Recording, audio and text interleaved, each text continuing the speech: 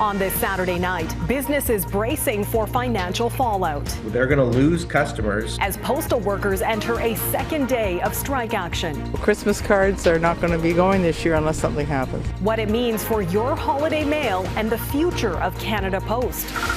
Trade tensions. Trudeau's warning to the world about incoming Trump tariffs. Donald Trump will very much be focused on what's good for the United States. How the Prime Minister is working to strengthen the country's position and what's at stake. Intensified Israeli shelling pummels Lebanon and Gaza, where another deadly airstrike leveled a school sheltering civilians. The heart of Canada's democracy gets a facelift. It's been really this uncovering of a lot of the history of the building. The multi-billion-dollar renovation of Centre Block on Parliament Hill hits a major milestone. Global National, reporting tonight, Nitu Garcha. Good evening and thanks for joining us. Mail in the Canada Post system is frozen tonight as some 55,000 postal workers hit the picket lines for a second straight day. Canadians and small businesses are already feeling the effects. With no indication of a deal coming, though, there are growing concerns over the disastrous implications of a lengthy labor disruption for the Crown Corporation. Joe Scarpelli has tonight's top story. With less than 6 weeks to go before Christmas, for some, a Canada Post strike couldn't have come at a worse time. I'm one of those people that still sends greeting cards. That means about 100 of this Toronto woman's friends might not be getting a Christmas card from her this year. You know, we'll all live. But that might not be the case for some small businesses, especially as Black Friday approaches. They have been through the ringer over the last number of years. A strong wind could blow down some of these businesses. The president of the Canadian Federation of Independent Business says 3/4 of small businesses could be negatively impacted by the Canada Post strike. Every time there is a postal strike, more and more businesses leave Canada Post never to return. They're playing a bit with fire right now because a lot of Canada Post workers may make themselves irrelevant if the strike continues. Whether there is this work stoppage or not, Canada Post is going bankrupt. So this will only accelerate the bankruptcy. This University of Ottawa economics professor says Canada's Postal Service, once able to bring economic activity to a halt with a work stoppage, is now losing money at an unsustainable rate, with losses continuing to mount. Certainly don't think that postal workers are overpaid, and I think that they do a good job. But the fact of the matter is that Canada Post does not have the money to pay them. Both Canada Post and the union representing its workers say they remain at the bargaining table. While Ottawa has no plans to intervene, Canada's Labour Minister says new resources, including a special mediator, are being sent to help support the parties. Joe Scarpelli, Global News. Operations resumed at Canada's second biggest port in Montreal today after the federal government intervened in a labor conflict that rocked the country's supply chain. Employers had locked out more than 1,000 Longshore workers last Sunday after the union rejected a contract offer. That was until the Labour Minister ordered binding arbitration to end the dispute. Dan Spector looks at how the port is getting back up to speed. Cargo is rumbling in and out of all Port of Montreal terminals after nearly a week of eerie silence at Eastern Canada's key container hub. 1,200 dock workers locked out by the Maritime Employers Association since Sunday were back at work as of Saturday at 7 a.m. Going back to Europe, all the cargo has been delayed. The lockout came after the union rejected what the employer called its final contract offer. Supply chains across the country disrupted just ahead of Black Friday and the holiday season. On Tuesday, the federal government demanded the end of disputes in both Montreal and in Vancouver. This is the time most of the small and medium businesses, as well as the large ones, are getting all their materials for the Christmas season, holiday season. And if it was late, it would have been a very, very big impact on the economy. The union denounced the forced return and the imposition of binding arbitration, saying the move undermines the rights of struggling workers to fight for better wages. But many of those affected by the stoppage were happy to get back to work, including some truck drivers. The port open is good for me, for my family, we make money, so I'm very happy. We have no work, no money, so what we're gonna do? So I'm feeling happy to come back to work. According to the Port Authority, it could take a few weeks for operations to get back to normal. When work resumed, there were over 5,000 containers on the ground, 55,000 linear feet of rail to handle, and 22 vessels either on their way or already anchored.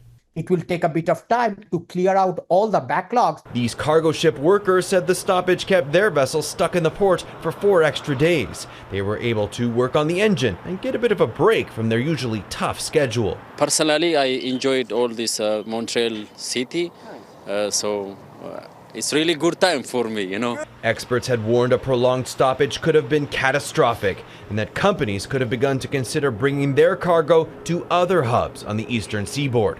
Dan Spector, Global News, Montreal. Northwest of Montreal, a hotel and golf resort went up in flames overnight. The general manager of Hotel Lac Carling says more than half of the building was destroyed in the fire. The hotel has about 100 rooms and many had guests inside, but no injuries have been reported. The cause of the fire is under investigation. At the APEC summit in Peru, Prime Minister Justin Trudeau warned world leaders that the incoming Trump administration will be a constant challenge. Trump has already touted tough tariffs on all imports into the U.S. market, including a 10% tax on all Canadian goods. As David Akin reports from Lima, Trudeau's chief objective is to strengthen existing trade ties before Donald Trump is sworn in. Throughout his 2 days at this APEC summit, Prime Minister Justin Trudeau has been making the case that Canada believes in and wants to be part of a multilateral global trading network. We've been talking about trade that benefits our small businesses, our middle class, our workers. The next U.S. President, Donald Trump, of course, believes in a global trading network that favors America first, with high tariffs for anyone wanting to sell into the U.S. market. Trump's tariffs are a serious economic threat to Canada and other countries at this summit. It was obviously a conversation that came up a fair bit. This was the first meeting of world leaders since Trump's re-election. They wanted to know what kinds of things they need to be focused on, and I pointed out that emphasizing the win-wins, understanding that there are going to be challenging moments ahead. Back in Canada, opposition leader Pierre Poilievre vowed he'd be tougher than Trudeau on Trump. I'll fight fire with fire. Trump wants our jobs. Trudeau wants to help him take them. When I'm Prime Minister, that ends. Meanwhile, the Conservative premiers of Alberta and Ontario, Danielle Smith and Doug Ford, seem to try to curry favor with Trump by suggesting Mexico should be cut out of North America trade deals unless it follows the lead of the U.S. and Canada by slapping high tariffs on cheap Chinese electric vehicles, tariffs intended to protect the North American auto industry. I'm not going to be drawn down with these cheap imports taking men and women's jobs from hardworking Ontarians. Trudeau's response? Hold on. There are concerns around the level of Chinese investment in Mexico that I think need to be addressed, but I am hopeful that we're going to be able to work constructively over the coming months and perhaps years to ensure that North America remains an advantageous place for North Americans. So that's it for Trudeau's 10th consecutive APEC summit, and from here he'll head to his 10th consecutive G20 summit. That's set to get underway Monday in Rio de Janeiro, Brazil. Nitu. All right, David Akin in Lima, Peru. Thanks, David. U.S. President Joe Biden and China's President Xi Jinping met today on the sidelines of the APEC summit in Peru, marking their first in-person meeting since last year's summit in San Francisco. The two leaders have plenty on their agenda, with trade tensions taking center stage. China's main grievance with the U.S. centers around trade barriers, including Washington's blocking of Chinese purchases of high-tech semiconductors crucial for AI systems. The U.S. has also imposed steep tariffs which effectively block the export of Chinese electric vehicles, a move Canada has mirrored by following the U.S. lead on those EV tariffs. At the COP29 conference in Azerbaijan, the UN's top climate official appealed to leaders of G20 nations to pull their weight in tackling global warming ahead of next week's summit in Brazil. In a statement, Simon Steele says climate change is ripping shreds out of economies, wrecking lives and fanning inflation, and without rapid cuts in emissions, no G20 economy will be spared from climate-driven economic carnage. Wealthier nations are already struggling to negotiate a new financial commitment at COP29 to help vulnerable developing countries adapt. Donald Trump's second term is expected to be a major hurdle for global climate goals. They're among the many shakeups the president-elect is expected to officially deliver once he's sworn in again early next year. That has many, including officials in Ottawa, bracing for what's to come. Mercedes Stephenson spoke with a Republican insider on what to expect. Mercedes? Neithu, in a week where several of Trump's cabinet picks have made it clear that they have a beef with Canada, we wanted to find out how much of that is bluster and where the actual threats could be. Everything from withholding military help or putting tariffs on Canadian goods that might turn out to be very real. I sat down with Georgianne Burke from Republicans Overseas. She's advised numerous Conservatives in Canada, and she has close connections south of the border. Burke says that Canada needs to focus on meeting NATO spending targets and securing our border to avoid being penalized by the incoming Trump administration. Penalties that could involve significant tariffs on Canadian goods. This is what Burke told me she's hearing from senior Republicans. You know a lot of senior Republicans. You're not just, I want to say just Republicans overseas, but you're very well connected in the U.S. I know you know Mike Waltz, you know others. What do you hear from them privately about Canada? So I would say this, everyone that I speak to in the party, and we've talked to everybody from the head of the Republican National Committee to congressmen to senators to whoever, they see Canada as an ally and a friend. But they are worried, particularly about this government, because they feel it's very lax. And you can watch more of Mercedes' conversation with Georgianne Burke tomorrow morning on the West Block, right here on Global. Ukrainian President Volodymyr Zelensky says the war with Russia will end sooner than it otherwise would have once Donald Trump becomes U.S. president. Дипломатичними шляхами. In a radio interview aired Saturday, Zelensky said he wants to end the war by diplomatic means in 2025. U.S. President-elect Donald Trump has consistently said his priority is to end the war in Ukraine. Trump wants to stop what he says is a drain on U.S. resources in the form of military aid to Ukraine. Zelensky said he had a constructive exchange with Trump during their phone conversation after his November 5th election victory. As food bank use skyrockets, Calgarians are stepping up to help, but is it enough? Coming up, the rising demand for food support right across Canada.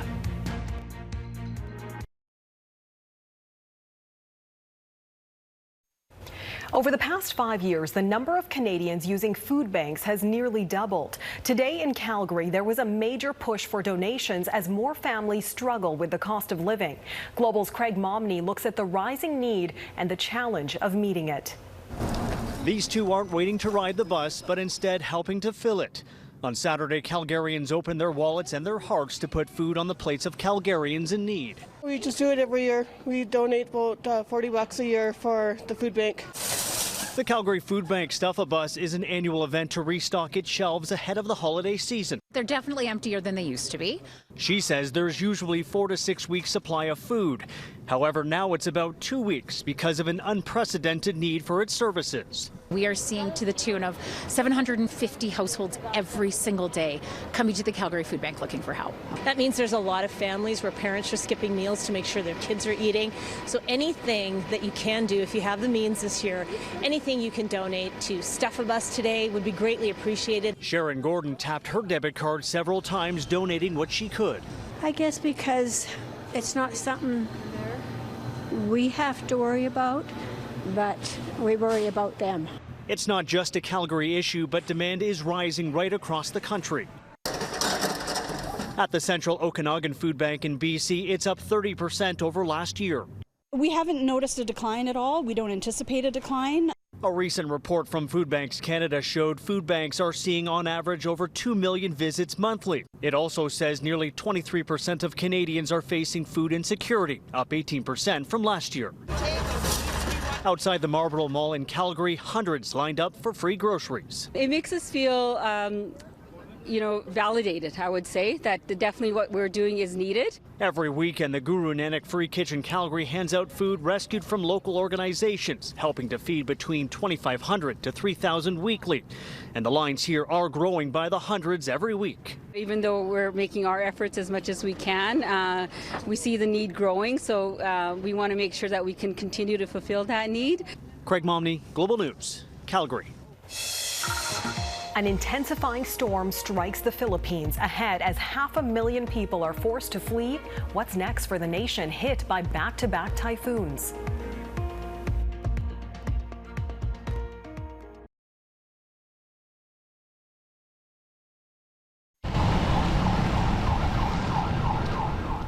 Israel has intensified its onslaught against Hezbollah with more heavy shelling hitting Beirut's southern suburbs. Israel says it targeted a Hezbollah weapons depot. Ground forces have also reached their deepest point inside Lebanon since launching its cross-border incursion 6 weeks ago. According to Lebanon's health ministry, Israeli attacks have killed at least 59 people in the last 24 hours. And reports today an Israeli drone strike has killed 2 more paramedics after 15 emergency responders were killed on Thursday. And in Gaza, Israeli airstrikes are showing no sign of letting up. Today, an Israeli attack on a UN-run school sheltering displaced families killed at least 10 people and wounded 20 others. And there are fears more victims are buried beneath the rubble. In the Philippines, more than 500,000 people have fled their homes in coastal and low-lying areas as Super Typhoon Man-yi makes landfall. The storm is packing wind gusts up to 240 kilometers per hour and is expected to cause storm surges up to 3 meters.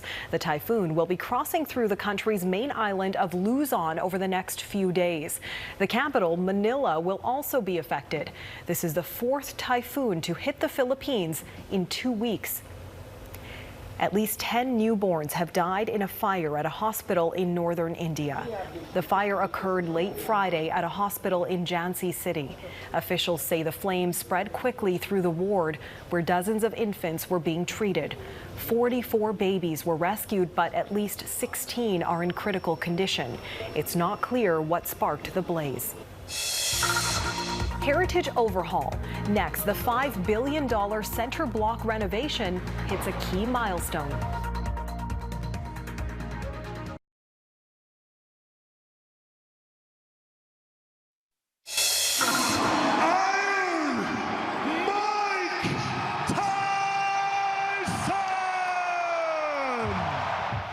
A highly anticipated bout full of hype, which quickly descended into an entertaining disaster. Mike Tyson, known as baddest man on the planet, took on 27-year-old YouTuber turned boxer Jake Paul, a man more than half his age. At 58, Iron Mike, a 2-time former heavyweight champion of the world, landed just 18 punches to Paul's 78. But Tyson never went down, the pair going the distance of 8 2-minute rounds. Declaring your winner by unanimous decision, Jake El Gallo. Are you happy with what you did out there tonight? Absolutely happy, yes. Not many were impressed by either Tyson's or Paul's performance, nor with Netflix's jump into live sports streaming, which suffered a huge blow of its own. More than 120 million viewers tuned in for the fight, but thousands of audience members reported poor video quality and connection issues. The biggest heritage project in Canadian history is marking a major milestone.